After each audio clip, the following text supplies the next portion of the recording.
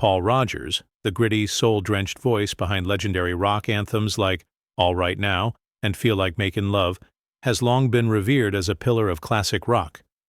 His commanding stage presence with bands like Free, Bad, Company, and later Queen earned him global fame and a place in rock history.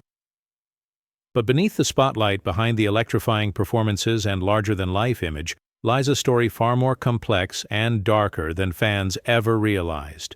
Born in 1949 in the modest town of Middlesbrough, England, Rodgers grew up in humble circumstances. His father a steelworker, his mother a homemaker. It was music, especially the sounds of Sam Cooke and Otis Redding, that gave young Paul a sense of purpose and escape. With no formal training, he taught himself to play and sing, and by age 20 he had become a star with the band Free. Yet with success came immense pressure. His bandmate and close friend Paul Kossoff fell deep into addiction and tragically died at just 25, a loss that left Rodgers devastated and haunted by the darker side of fame. When Free dissolved, Rodgers rose again with Bad Company, achieving even greater commercial success. But again, the high demands of touring, internal tensions, and the burden of constant performance took their toll. Seeking solace, Rodgers eventually stepped away from the limelight in the 1980s, relocating to Canada to focus on family life and to find some peace. Still, the shadows weren't far behind.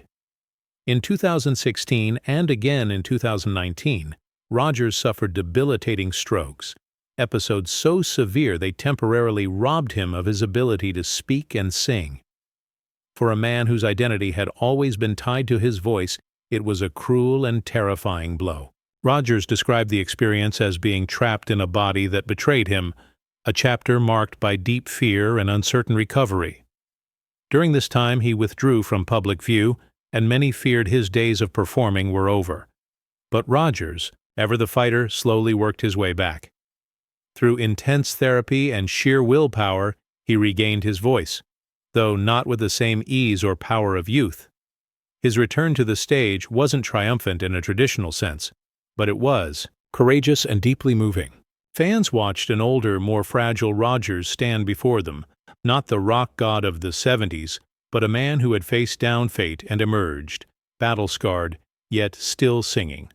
Today, his story is not just about rock stardom or musical legacy, but about survival, resilience, and the unseen costs of a life lived in the public eye.